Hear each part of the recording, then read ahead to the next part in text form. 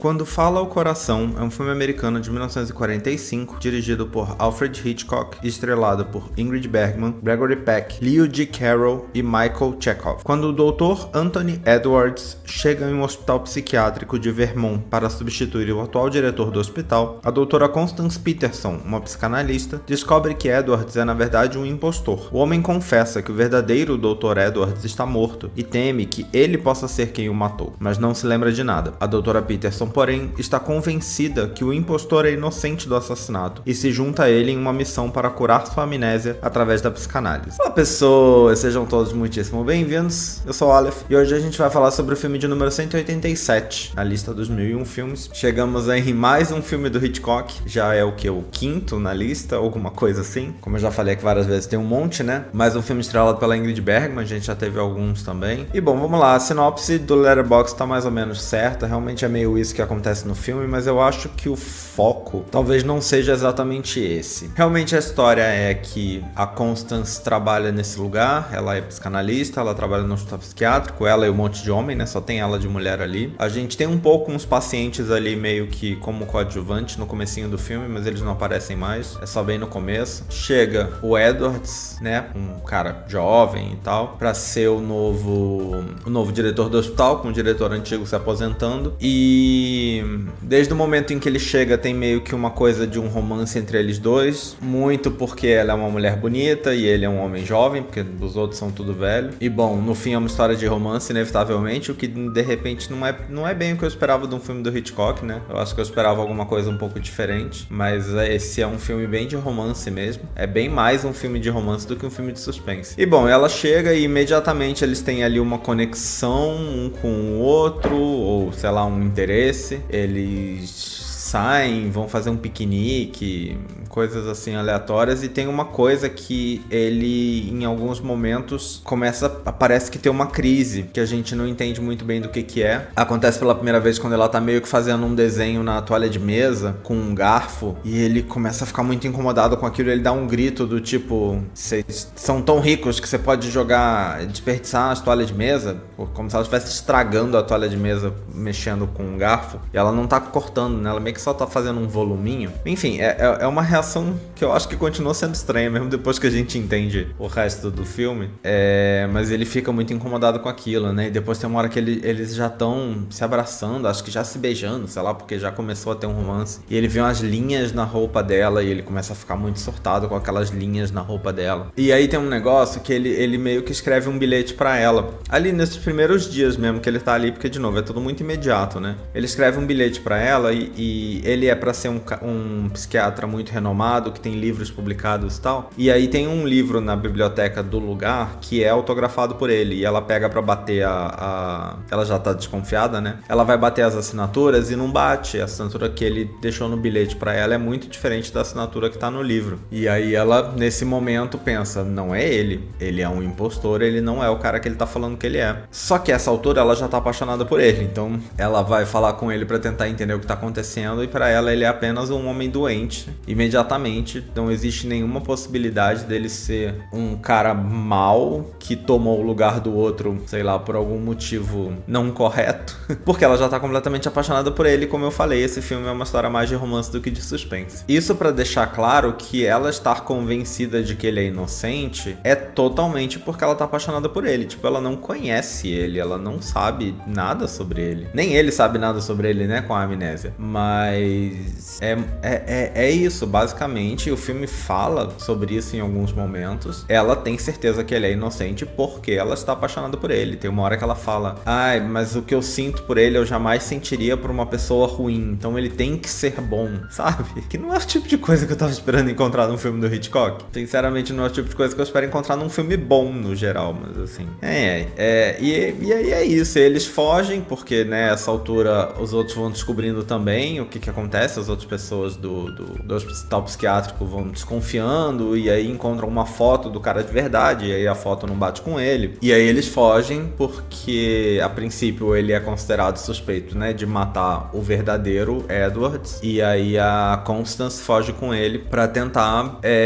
o foco dela é muito em tentar resgatar a memória dele, pra que ele se lembre do que aconteceu, pra poder descobrir o que foi que aconteceu de verdade, né? Então, muito do filme é isso, é ela tentando levar ele em lugares que talvez... ou tentando fazer ele se lembrar de coisas pra ele tentar recuperar a memória, né? E tudo isso eles fugindo da polícia. E aí ela leva ele até a casa de um cara que foi, tipo, professor dela. E aparentemente ela trabalhou como assistente dele um tempo. Então é um cara com quem ela tem uma relação muito próxima. E aí, primeiro esse cara fica contra ela e ele justamente fica falando sobre como ela não tá pensando direito porque ela tá apaixonada e não sei mais o que. E aí tem aquele papinho de que, tipo, ai, a mulher pode ser uma cientista brilhante, mas no momento em que ela se apaixonar, tudo isso se perde, uns papos assim que o filme tem. E bom, e aí tem uma cena muito interessante que eu preciso comentar, que aí no momento em que ele tá nessa casa, ele tem um sonho enquanto ele tá dormindo lá, e eles pedem pra ele contar o sonho. E quando ele conta o sonho, a gente vê, né, no filme, uma representação cinematográfica desse sonho, que é com cenários feitos pelo Salvador Dalí. E é bem interessante essa cena em especial por causa disso. É isso, né? É uma cena subjetiva representando o sonho, com coisas meio abstratas acontecendo, um homem sem rosto, uma pessoa jogando baralho com cartas em branco, o sujeito escondido atrás de uma chaminé segurando uma roda, e aí aquela roda meio derretida, assim, estilo Dalí. Sabe, várias imagens, assim, bem confusas. E aí eu acho que essa sequência é talvez a parte mais interessante do filme. Eu encontro na internet a informação de que ela chegou a durar coisa de 20 minutos. Houve uma versão de coisa de 20 minutos, mas o estúdio achava que tava muito longo. Sinceramente, eu acho que 20 minutos é demais. É pra ser um sonho que ele tá contando pra ser interpretado depois. Tipo, não é o filme, sabe? Não é um filme, é só um trechinho. E aí o resultado final tem 2 minutos, 3 minutos, sei lá. Mas é uma cena bem interessante. Eu acho que talvez seja a cena mais interessante do filme, assim. A coisa do sonho. E como toda a ideia é interpretar o sonho, conforme você vai sabendo o que cada coisa no sonho representava, eu acho que é legal essa relação, assim. E bom, e aí eles vão descobrindo o que aconteceu, ele vai se lembrando e ele se lembra que, na verdade, ele tem um complexo de culpa muito grande porque ele matou o irmão quando era criança num acidente, que realmente foi ele que causou, mas ele causou sem querer. É meio, sei lá. E aí, por isso, ele tem um grande complexo de culpa, então quando ele viu o doutor lá morrendo, a neurose dele disse que ele era culpado também, mesmo ele não tendo nada a ver com a morte do doutor, sabe? É meio essa conclusão que eles chegam no final. Só que aí toda coisa que ele fala é que ele viu o doutor caindo. Só que aí quando a polícia chega e encontra o corpo do doutor, o doutor não só caiu, ele levou um tiro nas costas. E o próprio já tinha admitido que estava atrás do doutor, né? Então eles pensam, então pode que foi você. E aí ele vai preso, a Constance ainda decidida a provar a inocência dele, mas meio sem saber como a essa altura. Ela volta pro hospital psiquiátrico pra trabalhar, e aí o cara que era o diretor, que tava se aposentando, voltou, né? Deixou de se aposentar e voltou pro trabalho normal. E numa conversa dela com ele fala alguma coisa sobre ele ter conhecido o Dr. Edwards muito pouco, não ter conhecido ele muito bem, o verdadeiro Dr. Edwards, né? E aí ela fica com isso na cabeça, fala, pera, como assim você conheceu ele? Se você conheceu ele, então quando chegou o falso, você já sabia que era falso. Tem alguma coisa errada nessa história. E aí ela fica com isso, e isso fica repetindo no filme. Ela meio que entra no quarto com essa fala se repetindo. E aí ela vai confrontar o cara sozinha, de noite, lá no hospital psiquiátrico. Ela vai, confronta o cara e fala, porque ele teve esse sonho. E ela começa a falar todas as coisas do sonho, o que significaram e qual que foi a verdade de todas essas coisas do sonho, como isso tudo remetia a ele e como claramente foi ele que matou, então, esse eu não lembro o nome dele, mas esse cara que é o diretor do hospital psiquiátrico, né? E aí ele fala, tipo, você teve essa ideia e imediatamente você veio pra cá, né? Você não contou pra ninguém. Então tá, e ele puxa uma arma, ele fala, tudo bem, é só eu te matar aqui e ninguém nunca vai ficar sabendo. Mas aí ela vira pra ele e fala assim, e ele diz pra ela que é só eu te matar aqui, de repente ninguém vai ficar sabendo, se por acaso alguém ficar sabendo, a pena por uma morte é igual a pena por duas, porque no caso era pena de morte, eu acho, na época, né? O que não faz muito sentido, né? Porque ele matar ela pra não descobrirem que ele matou o outro, mas aí vão descobrir que ele matou ela. Mas aí, tipo, parece pra mim que ele podia pensar num plano melhor, sabe? Porque se ele mata ela ali, parece difícil de esconder. Ele tá nos top psiquiátricos assim, tá de noite, as pessoas não estão lá, mas ele vai dar um tiro, vai fazer barulho, né? As pessoas vão correr pra lá. Então parece difícil de esconder. Mas o único propósito de matar ela é esconder o outro assassinato. Enfim, mas ela vira e fala pra ele assim, que você não vai fazer isso, porque pelo outro assassinato você pode alegar insanidade. Porque toda coisa era que ele ia se aposentar porque ele teve uma crise, um surto nervoso, sei lá. E era por isso que ele tava se aposentando, porque a cabeça dele não tava boa. E aí ela fala, tipo, se você me matar aqui, você não tem como dizer nada, porque estamos só eu e você aqui, não tem situações, sabe, nenhuma externas e tal, vai ser a sangue frio e tudo mais. Mas o outro, você pode alegar que você não tava bem e tal, você pode alegar insanidade, isso vai reduzir sua pena. E aí o filme termina com uma cena que é visualmente bem interessante, que é a arma, a gente vê, tipo, como se fosse a visão do cara, e aí a câmera meio que encostada na arma assim, né, tipo, a gente vê a mão e a arma apontada pra ela, e ela vai andando e a arma vai seguindo, até que ela vai embora, fecha a porta, a arma vira e atira. E eu queria muito que o filme tivesse acabado aí. Sinceramente, eu queria bastante que o filme tivesse acabado aí. Mas tem mais uma ceninha só pra dizer que a Constance e o falso Edwards, que se chama... é alguma coisa com JP. Eles indo, tipo, pra lua de mel de trem. Só pra dizer que eles terminaram bem, felizes, e que o outro foi inocentado. Mas eu acho que isso já era meio óbvio que ia acontecer, né? Isso já tava implícito. Não precisava ter tido essa cena. É uma única ceninha curta, só pra ter o final feliz no final do filme, sabe? Eu queria que tivesse acabado no tiro. Teria sido um final bem impactante, assim. Mas bom, é isso o filme. Vamos pra curiosidades aí, fatos. O filme é baseado num livro de 1927. Em inglês chama The House of Dr. Edwards. Eu não sei se saiu aqui. E esse filme, aparentemente, segundo a internet me conta, a trama é muito diferente de um pro outro. Então eu não consigo... Mas eles não... não entram em detalhes, então eu não sei diferente pra que lado. Se de repente o outro é menos romance, o que eu acho que faria bastante sentido, ou se é outra coisa.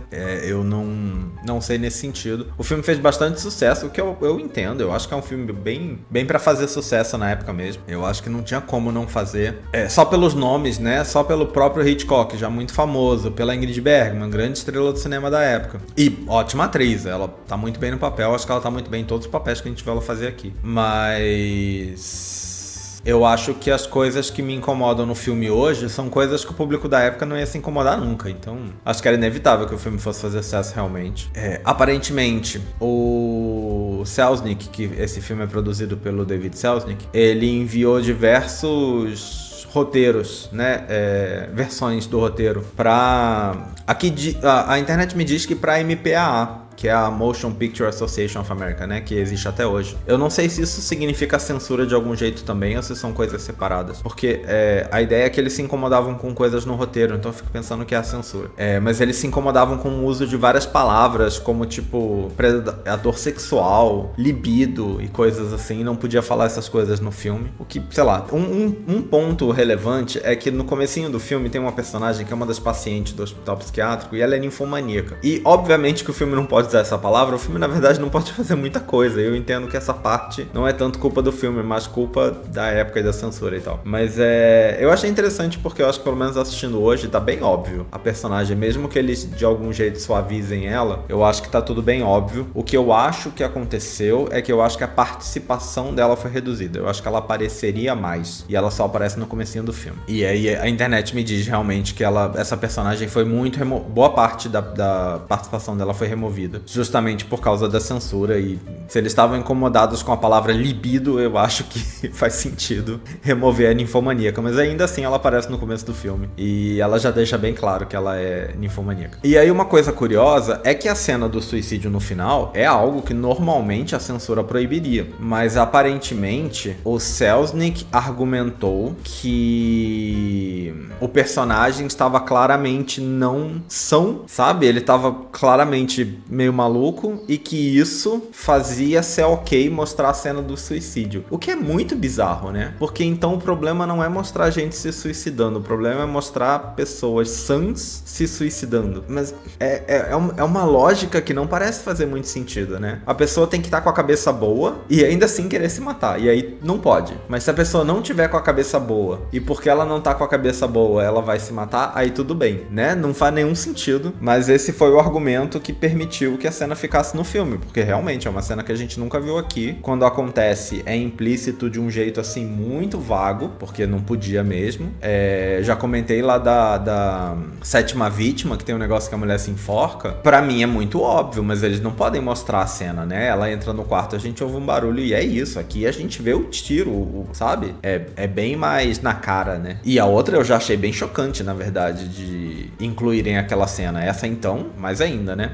Mas enfim, aparentemente a Greta Garbo chegou a ser considerada pro papel da Constance, papel aí da Ingrid Bergman, mas não aconteceu. Não sei se teria melhorado. Acho que teria sido pior, talvez, porque eu acho que a Greta Garbo tem uma cara mais séria do que a Ingrid Bergman. Não sei exatamente como dizer isso, mas eu acho que ela tem uma cara que combina menos com a ideia da personagenzinha que, tipo, porque tá apaixonada, nada mais importa e esquece tudo e, sabe? Eu já acho que a Ingrid Bergman não tem uma cara muito boa pra isso, mas ela é uma ótima atriz e eu acho que depois de Gaslight, a Meia Luz, né? Ela mostrou muito bem que ela sabe fazer muito bem essa oscilação, porque ela começa o filme uma pessoa muito sensata, super, tipo, cabeça boa, e ela vai se tornando, porque ela vai enlouquecendo, né? Ela vai meio que agindo de um jeito meio coitadinha, ingênua, porque é o que ela acha que tá acontecendo. E eu acho que ela mostrou que ela sabe fazer essas duas interpretações muito bem. Eu acho que a Greta Garbo tem um porte mais, sei lá, imponente, talvez, que eu acho que não combinaria com essa evolução. Eu acho que a Greta Garbo ficaria ótima no começo do filme como a psicanalista, mas aí no momento em que ela se apaixona e começa a deixar de fazer as coisas, eu já não sei se ela ia ficar muito bem, não. Enfim, aparentemente o Selznick levou sua própria terapeuta pro set como conselheira técnica pra garantir que as coisas relacionadas ali à psiquiatria, à psicanálise e tal, fossem mostradas corretamente no filme. O que, bom, não sou um entendedor do assunto, mas parece pra mim que o filme me passa a impressão, de novo, não sendo um conhecedor do assunto, mas o filme me passa a impressão que cita e usa muito corretamente a psicanálise da época, que não é exatamente a psicanálise de hoje, mas eu acho que ele cita muito corretamente a psicanálise da época. Me passa essa impressão, pelo menos, e essa informação me dá a ideia de que isso deve ser verdade mesmo. O filme, no fim, concorreu a 6 Oscars, foram melhor efeitos visuais, melhor trilha sonora original, melhor fotografia, melhor ator coadjuvante pro Michael Chekhov, que é esse que faz o professor da Constance, melhor diretor e melhor filme, vencendo aí apenas o prêmio de melhor trilha sonora original, que sinceramente assistindo o filme não me chamou a atenção. Eu já falei aqui num outro vídeo, né, que eu sinto que eu me distraio muito fácil assim da trilha sonora dos filmes. Eu acho que se ela não é muito marcante, eu acabo não prestando muita atenção nela, então é uma coisa que eu tenho um pouco de dificuldade de opinar.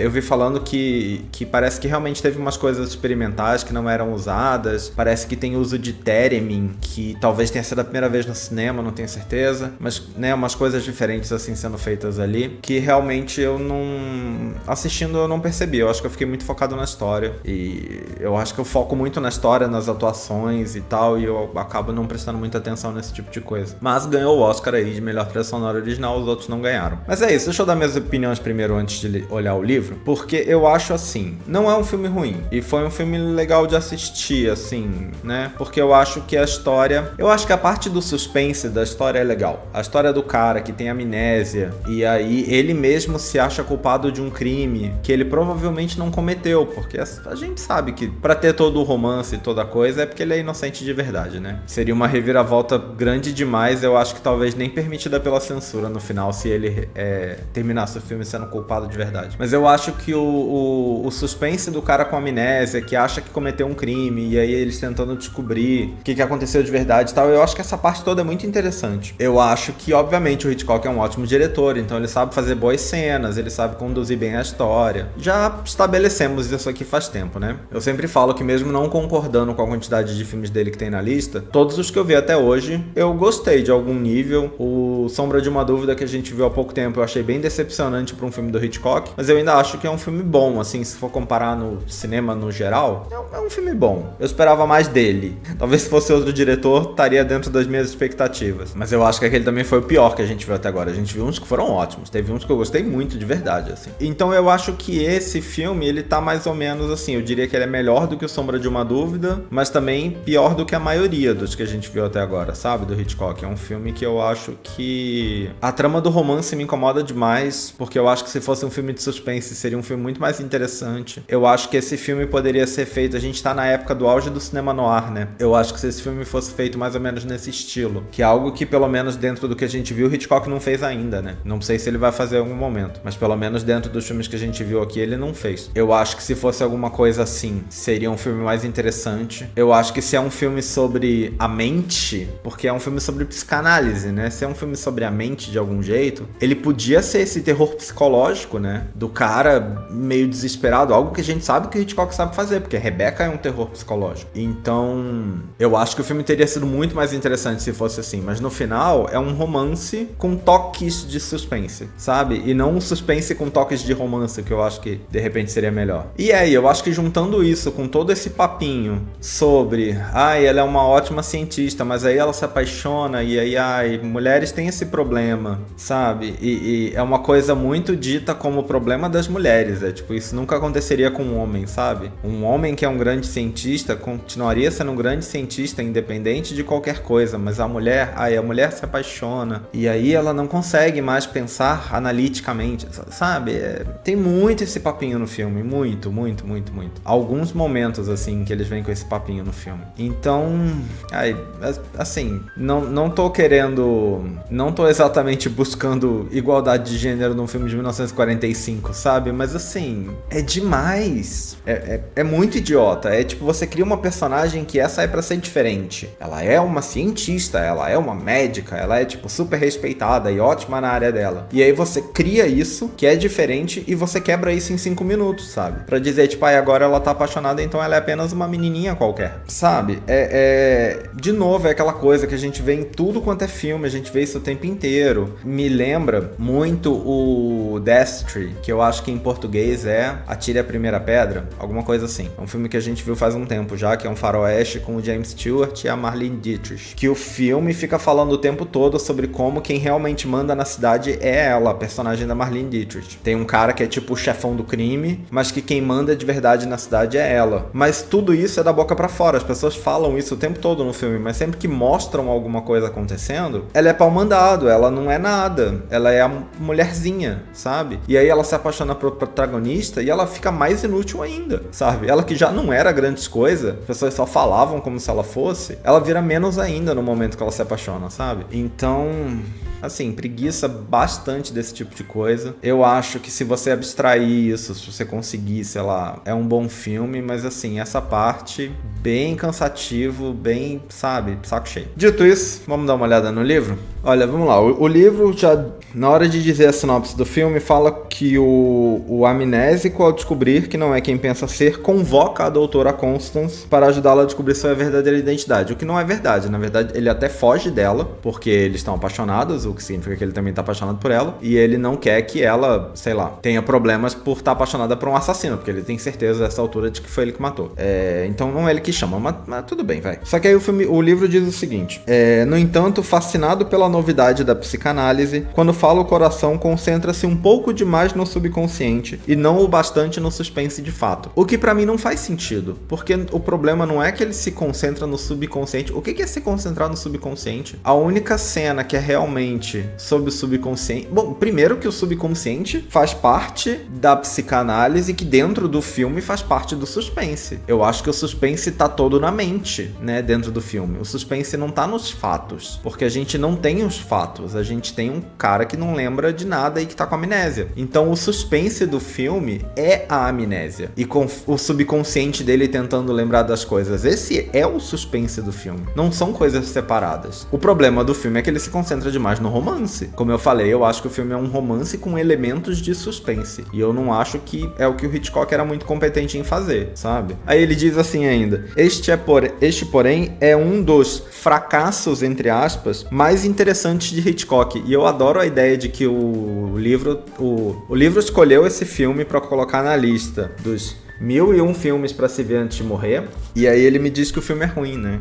Porque, assim, de bilheteria não foi, então ele tá chamando de fracasso porque ele tá dizendo que é ruim, porque a crítica gostou e o público gostou. Então foi um fracasso pra quem? Pro livro, só pode? O livro diz realmente que esse filme, a trilha sonora desse filme foi a primeira a incorporar o theremin, que eu acho que é a informação que eu encontrei mesmo na internet, que esse teria sido a primeira trilha sonora a usar o theremin. Eu sinceramente não percebi. Eu não sei se é porque é algo que a gente hoje já viu várias vezes em filmes assim de suspense e tal, e aí na hora não me passou batido que eu tava ouvindo pela primeira vez em filme antigo, mas eu não reparei, sinceramente. Mas como eu já falei, eu não sou muito bom em prestar atenção na trilha sonora de filme. E bom, é isso. No fim, o que o livro o livro critica a trama do filme, diz que a trama não é muito boa e não é a melhor parte, e fala que a produção do filme é a melhor parte. E por produção, ele fala sobre as atuações, e ele fala sobre a trilha sonora, e ele fala sobre a participação da Lee, e como a cena de sonho é uma coisa muito elogiada até hoje, tal, é a coisa mais famosa do filme. E realmente, eu acho que é a melhor cena do filme, a cena mais interessante do filme, né? Eu acho que a sequência de sonho é a cena mais interessante de um filme, que no geral é bem mediano, assim. Eu acho que é um mediano pra bom, porque ele é muito bem feito, sabe? Eu acho que é um filme ruim muito bem feito, talvez, alguma coisa assim. Porque eu acho que o filme é muito bem feito. Mas assim, eu não colocaria ele na lista, eu acho que realmente a cena do sonho do Dali é muito boa. Mas eu acho que cai naquela coisa, eu me limitando um número de filmes pra recomendar, eu já sinto que esse filme tá ocupando espaço de coisa mais importante, sabe? Se eu fosse fazer filmes que eu recomendo sem nenhum limite, tipo, sei lá, posso recomendar 10 mil filmes à vontade, eu acho que eu colocaria esse fácil, nem que fosse só pela cena do sonho. Porque realmente eu acho que é uma cena legal. E eu acho que é uma cena diferente. Eu comentei lá não vou lembrar. Num filme noir que a gente viu há pouco tempo, faz alguns vídeos atrás, que era estrelado pelo Dick Powell e tal, com o Philip Marlowe, o personagem Philip Marlowe. Que tem uma sequência de sonho, que o cara abrindo umas portas e fugindo e tal. E eu achei aquela cena o máximo. Aquela cena, eu acho que a ideia da representação, da alucinação ou do sonho aqui, que acabam sendo coisas semelhantes, eu acho que essa ideia é muito boa e não era uma coisa muito feita. Aqui tá muito bom essa cena. Eu acho que ela tá muito boa. E com certeza é uma cena que eu acho que inspirou muita coisa. Eu acho que é uma cena que inspirou representações surrealistas de outros sonhos, representações surrealistas em filmes que simplesmente quiseram fazer uma doideira e tem uma cena abstrata. Eu acho que essa é uma cena que a gente olha ela e pensa, tipo, já vi umas coisas mais ou menos assim, sabe? E eu acho que foi muito legal por isso. Mas o resto é uma cena de 2 minutos num filme de 2 horas, né? Então, assim, não é obviamente suficiente pra sustentar o filme, mas eu acho que é uma cena interessante de ser assistida. E, de novo, no resto o filme não é ruim, eu acho que foi muito bem feito. Eu acho que o filme é muito bem feito pra ser ruim, mas ele tem problemas, assim, seríssimos, em especial pra se ver hoje. São problemas que eu não acho que ninguém ia perceber na época, mas pra se ver hoje eu acho que ele tem uns problemas bem sérios, assim, e que atrapalham bastante, sabe? A história poderia ser muito melhor se ela não ficasse tão presa em ideias tão bestas, em especial por conta do romance. Enquanto o livro fica o tempo todo falando que a psicanálise atrapalha o filme, sabe? Que forçar demais a coisa da psicanálise atrapalha o filme. Eu acho que a psicanálise é o filme, é todo o foco do filme. O romance atrapalha o filme, sabe? O que atrapalha o filme é o romance. Todo filme é de romance, esse não precisava ser, sabe? Esse não precisava ser o foco, no mínimo esse não precisava ser o foco. Mas enfim, é isso. Acho que falei bastante já, a gente pode ficar por aqui. Me digam aí nos comentários o que vocês acharam desse filme, desse vídeo, de alguma coisa. Em breve nós estamos de volta com mais um. Espero que vocês tenham gostado desse. Até a próxima. Valeu, até mais!